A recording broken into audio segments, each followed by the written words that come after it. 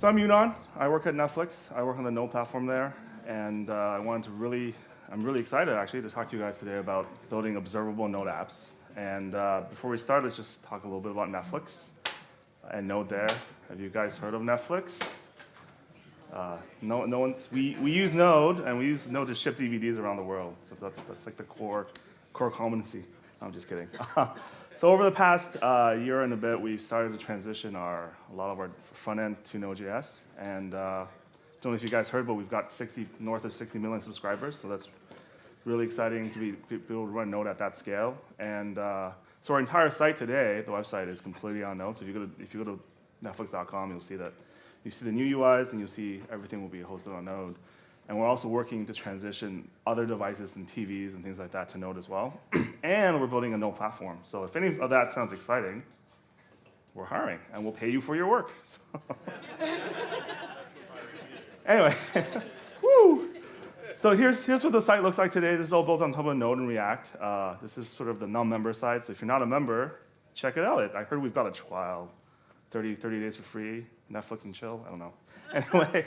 So here's the account page, and we recently just rolled out our new member experience. So those of you that have Netflix will probably have seen this, but this is a really new slick UI that we rolled out. So this was a lot of fun, right? Building the platform, because you get into working a new field, you're leaving all the legacy Java stuff behind and working on new things, and it's a lot of fun. You got to work with new technology, but at some point, management and they'll come up and say, hey, can we ship this to production? We really want to ship this to production, right? And what's something that you think about, at least this is what I think about when I hear the word production, right? Things are on fire. And having worked in the infrastructure space before Netflix, this is literally what I think when I think about production. And to even sort of put this in perspective, one of my old colleagues likes to say that production is war, right? And it's because you guys might get really, really happy about Netflix because you're watching like BoJack Horseman or House of Cards, you're like, oh, it's awesome, right? But then when you can't watch your like obscure documentary or something because Netflix is down, then everybody turns into these bloodthirsty Klingons, right? So, and sure enough, right when we launched, we saw a whole bunch of pathologies, right? And these are sort of different errors. So this first one is increased errors. So each of those spikes are like 400 or 500 errors that we're sending back to customers. Not sure if I should be showing you guys this, but hey. Whatever. The second one is increased latencies. So it's the exact same route, but over time it just gets slower and slower and slower. And of course, we had to do a rolling reboot, and that's why you see like the peaks and the valleys as we rebooted the machines. And the last one is the ever-popular memory leak. So the graph on the right is the build before, which is fine, and the graph on the left is the new build, which shows your memory climbing. And so how do we go about fixing these problems, right? Software is really, really complex. And who's done this before? I certainly have, where you start just turning random knobs in the hopes that it'll work. Come on, I want to see everyone's hands up, because you're just lying if you're not doing this. You've never done this, right? And colloquially at Netflix, we call this the drunk man anti-method, because we've all done it, and it never works. Or like the one time that it works, you're actually just screwing yourself for the future, because you don't know actually how you fixed it. You're just like, oh, it fixed itself. And then like 3 a.m. the next week, it comes back, and you're like, damn it, right? So how do we actually, as engineers, as sort of scientists, how do we actually go about fixing this stuff, right? Well, this guy will help. I'm dating myself a little bit. I used to watch this show as a kid. It was a great show. This is, nobody knows, wow. Oh, no, this is Data, right? This is Data as Sherlock Holmes, and there's this really great quote from Sherlock Holmes that talks about data. It says, it's a capital mistake to theorize before you have the data. Insensibly, one begins to twist facts to suit theories instead of theories to suit facts. And that's really, really like a really great quote around just solving things with the scientific method, right? Like, make sure you have the data so you can actually know, you can use the data to try to formulate a hypothesis about what's wrong and not just guess. And so how we decided to sort of approach our stack is we wanted to build observability from the ground up so that we can critically get data, and once we have the data, if we have issues, then we can use the data to help us solve the problems. Now, it's really, really hard already in development, right, to sort of debug issues, because bugs are just generally not, they're just hard problems, and software is really complex. But it's really even harder in production when you might not have some of the same tools. And it's insanely hard at 3 a.m. in the morning when you've just been paged and customers are calling customer service, and managers saying, why isn't this fixed already, right? So what we try to do is actually we try to build our development environment and our production environment to be exactly the same, so that we have the same set of tooling and the same set of metrics. And that's really, really critical for us with 60 million plus subscribers. And so what's one sort of one system that everyone uses to get data into their applications? It's this, right? It's logs, right? Everyone uses logs. Everyone uses logs because that's like the easiest way to get access to metrics from your app, right? You just log some stuff out to the disk. And so one of the modules that we use quite heavily is Bunyan, and I'm sure some folks here have used it as well. But what's really, really nice about Bunyan is that it uses this streaming JSON logging format. And so what streaming JSON is just it's a way to encapsulate JSON objects into a text stream, right? So you have an object on each line, and there's a little bit by new lines, and lots of APIs use this. Twitter's API uses streaming JSON. And so why is this great? Why is streaming JSON so powerful? It's because it lets you use the Unix philosophy with your data, right? So do one thing, do it well, and use streams of text as the common interface. And so if our logs are in streaming JSON, then we can use a lot of the same Unix tools to sort of do analytics on our logs. And what's really cool is since nodes come out, there's been a ton of actual sort of Unix-like tools like JQ and JSON that let you do processing on specifically to JSON, right? And that's really, really powerful. So I can do stuff like query my logs in real time. And this is an example we'll get into later, but this prints the distribution of a particular request timer across our logs. And that's just with a Unix command line.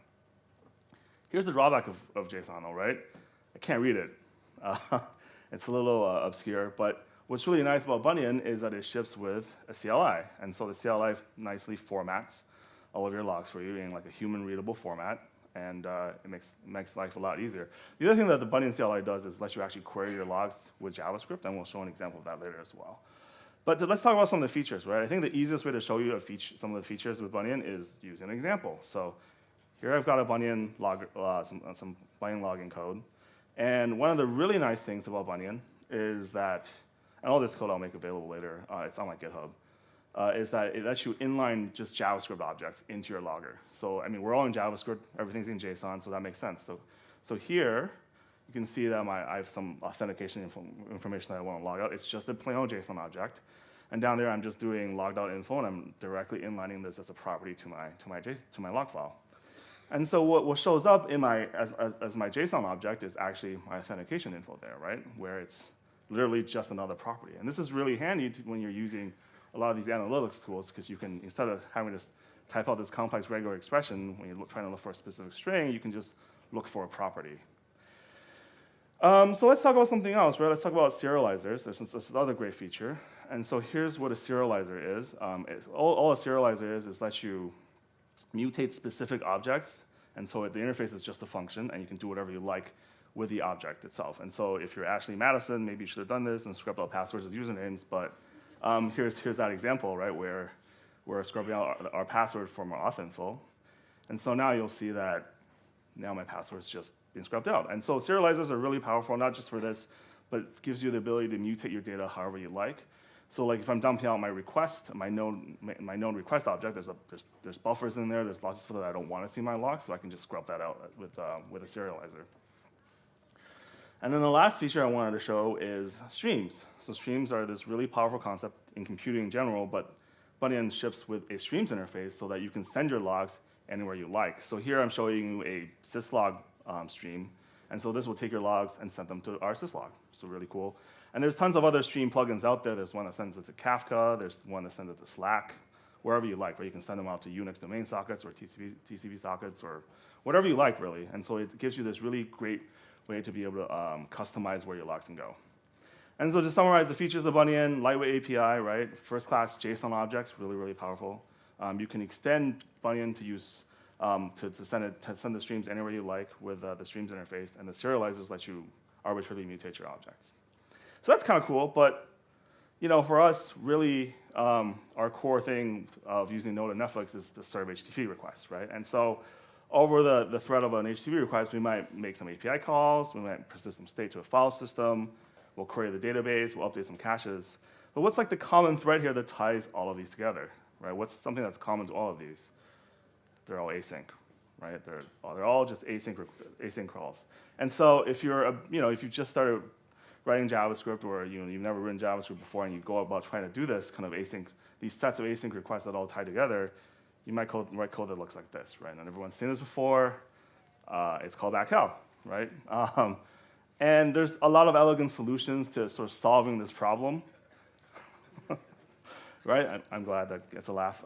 There's a lot of really elegant solutions, and so one of them is the async model, right, where you stuff all of your functions into an array, and then a framework like async will run through all of these functions for you one by one, so you're not in this big stack of callbacks. This is really great, but because we want to have observable async workflow, there's another framework out there called vasync, which gives you that observability into your async workflow. And what do I mean by that, right? Here's an example. So I've got 3 functions here that I want to run serially, but let's say there's a bug somewhere here. This is artificial, but we're not returning the callback in the third function. And this has actually hit me in the past in production where we've updated the Postgres driver, and then like 50% of the time when you initiate a new connection, it just never returns a callback. And so now your code's just gone off into space and it's just stuck, right? And you like take a core dump, you look at the stack trace, and it's just in libuv polling because there's no work to do, and this is how you feel, and like just, right? So the nice thing about vasync is that with every single async operation that you perform with it, it returns this results object. And this gives you all of your asynchronous function state. So in that example, we can see that the first function has failed, which is good to know, right? And you can see that the second function was successful, and you can see that the third function is pending. And there's some other information like how many functions have finished and how many have errors. And all this is really helpful, but now that I have this object, I know that, hey, a function is pending, and that lets me narrow down the surface area in which to try to fix the bug. Right? And you can see this in production by dumping this results object to your logs. You can take a core dump. You can build REPLs or APIs on top of this, and we just generally dump it out the log every once in a while so we can have all of these objects. And core dumps are really good too. I think Luca is going to give a great talk later on how to examine core dumps. You guys should not skip that. That's going to be a great talk. So now where are we, right? We're talking about, we really want to build, at the end of the day, is an observable Node HTTP app, right? And here are some of the things that we want. We want observability, of course. We want metrics. And we'd really like to have bunny integration because that means that I can perform all kinds of analytics on my logs.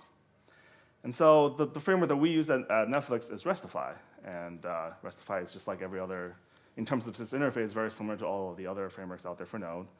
But it's got some really key features that we love, and one of them is called the auto log. And this gives you key information for each and every request that comes through the system. And here's an example of what the audit log looks like. So let me zoom in a little bit here. And so this gives you, with every request for free, you get stuff like the status code, you get the headers, right? You get the URL, you get request latency, you get request headers, you get the UID of each request, you get request timers, and this is all in streaming JSON, so this is really easy to query and perform analytics on. But let's look a little bit closer, right, and look at this latency here. So this is a production log, actually, and it took us 7,000 milliseconds to serve this request, right? So 7 seconds to serve a request to customers. So now, that's terrible. I'm sure that if you went to Netflix and it took 7 seconds, you'd be pretty mad too. And so we are always constantly looking at our worst requests and trying to figure out why they took so long and try to fix them, right? But if all I had was the request latency here, I wouldn't know where to look, right? I know like it's this URL, but for each URL, we have an entire list of function handlers that we use to handle this request. So what we really like to do is be able to isolate where all that time took, where all of that time was spent in terms of our function handlers. So the rest of it was shipped with some, as part of the auto log, timing information for each and every one of your function handlers inside your function chain. And so now we can see that there are 2 functions that took most of the time. The time here is in microseconds, so that's why it looks really, really big. So it took 3 seconds for us to go off to the API to make some requests, and it took us 3.5 seconds to render out the markup. So now we know at least that exactly like the 2 places that we need to sort of look and try to figure out why that took so long, but it at least helps us reduce the surface area. So for rendering, maybe we can look at like the rendering framework that we're using and do some CPU profiling. For going off the API, maybe that's network latency, but at least we know where to look, which is really helpful. But in terms of logs, right, everyone's had this problem too, where you have too many logs, and it just becomes really, really verbose, and it's hard for you to look through. And as sort of operators of the same system that we engineer, there's always this trade-off, right? You want to capture as much state as you can with each request, right? I would love to capture every stateful object that comes through through the lifetime of my request, And I'd love to be able to just debug out all the different logic and the stateful logic that I'm performing. But if we were doing that with the traffic that we were seeing, one, it would cost a lot of money, and two, all the machines, all the instances would just be furiously writing logs to disk, right? We wouldn't actually be doing anything else. And so if you really think about this problem, really what we want to do is only capture additional state when there's an error, right? When you're having 200s, you know what, maybe I only really want the auto log because it's just showing me the core metrics, and I can use that later on to perform analytics. But when I do have an error, that's when I really care about, when I want to see all the state in the system. And so there's this really great plugin that Restify ships, which is called a request capture stream. And so remember how we talked about Bunyan streams before? This is just another Bunyan stream, so it's on top of what you already have. And it's really cool because it captures all of your logging statements at the trace level in memory, in the shape of a ring buffer. And it'll only dump out the logs for a particular request when there's an error on that request. So in the normal case, that's just in memory. Nothing's really it's not being dumped out to disk, so there is not big of a performance penalty. But when there is an error, when you really do care about that request and you want to figure out why it broke, then we do dump all the logs for that request, right? And so here's an example of that. Here's my request capture stream. And you can see it's literally just a stream on my logging object, and it comes from the Restify framework. And what we've got here is some function handling code. So you can see my first handler here, I'm doing some authentication, and let's assume that huge authenticated blob is this really large object, and I don't want to dump it out every time because it's expensive, right? So I'm logging it at a debug level, and so that will never print in production. But then 50% of the time, let's say that fails, right? So we log a warn or we throw back an error. Then only on that instance will we get all the context. And that's really great because now I can go around and look in my logs and find all the context for that particular error and really drive these to root cause. Because we're all about making sure that we're always available and there for customers, and we don't want to send back any errors. So how do we drive that down? How we go about driving that down is by root causing all the errors we see. And this is really helpful. So let's talk about finding the right logs, right? Has anyone seen this page before? I hope not, because we never do this. But this is our 500 page. I'm glad that there's no hands. So in addition to that, actually, we hide some things in the DOM and headers, and there are two really important pieces of information. One of them is the EC2 instance ID, and the other two is the actual request ID. And so with these two pieces of information, then we can quickly log onto that instance, and then look for that request ID, and we can find the audit log, because you remember that the audit log had the request ID in it. But there's other logs that we actually want to, that were associated with that request, right? But we want to be able to find those logs as well. And so there's this really great feature also called scope child loggers. And what that does is, so remember we talked about this request ID here in the audit log, right? But what the request logger lets you do is decorate that request ID to each logging statement that you've logged for the context of that entire request. So here I'm using the request logger plugin, and you can see here, these are just child log objects for that specific request. And every time I log these, you'll see over here that these are also decorated with the request ID. So now it's really, really easy for me to find all the logs for that specific request that failed. I log onto the instance, I just perform a quick grep on that request ID, and I find all of my logs. And so to sum up, with Restify, in terms of observability, you get native Bunyan integration, you get the request capture stream that lets you dump logs when there's an error, you get the auto logs that gives you all of your key metrics at your fingertips, and you get the scope child loggers that let you easily find when, all the logs for when there's an issue. How about processing all of this data, right? Well, that's actually really, really easy. So like I said before, here's the example where I want to look for all the logs of a particular specific request. I can just grab for a UID. I can count the number of non-200 responses. And here I'm literally just inlining some JavaScript to the Bunyan CLI, where this is the actual JSON object. So I'm saying find the response object where the status code is not 200. I'm dumping out the number of non-200 responses. Here's showing all the requests that took longer than 200 milliseconds. And here's a really advanced example, and it's still just a one-liner in Unix, I'm not lying, where it prints out the distribution of request latencies broken down by URL. Right? And this is just in a Unix one-liner. And this is really helpful because it lets our engineers who are working on different endpoints figure out where the request distributions are. So to sum up, with Restify and JSON, you get all these metrics, right? It's using streaming JSON. You get processing with Unix tools. It's very easy to do all of this with all these tools. And so with all these frameworks, now we're able to solve a lot of the problems we saw earlier when it comes to increased errors and latency. And so if you're interested, Restify, we have a lot of core contributors on Netflix because we're leveraged so heavily as part of our stack. And if you're interested, you should check it out. And so in summary, here's what our production observability looks like. I haven't even talked about dtrace yet. That's probably another talk. But with Restify and Bunyan, you get all the metrics via your audit logs. One thing that I did forget to mention is that you can actually process all of your logs with a distributed processing framework as well, right? Because they're just streaming JSON, so you can use Elasticsearch or Joins Manta or Hive or Spark or whatever you want. And so in terms of your observability toolkit, vAsync, use that to get observability into your async operations, which are really hard to debug unless you have that observability. Use Bunyan to get streaming JSON logs so you can easily analyze them. And use Restify to take advantage of Bunyan to build observable REST apps. Of course, use the Unix philosophy to easily process your JSON logs. So thanks, everyone. We're hiring. Did I forget to mention that? We're hiring. I've got some stickers up here, so I'll leave them at the bar with Netflix stickers.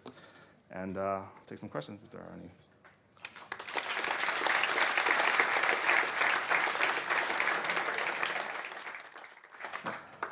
How long are those logs kept in memory before they're flushed? Because obviously memory would explode. Yeah, so you can set the number of records you want to keep and the number of requests you want to keep. So then it's a ring buffer. So then you can say, I want to keep 1,000 records, right? And then as you hit the 1,000 records, then it starts to delete the ones from the front. Cool? Oh.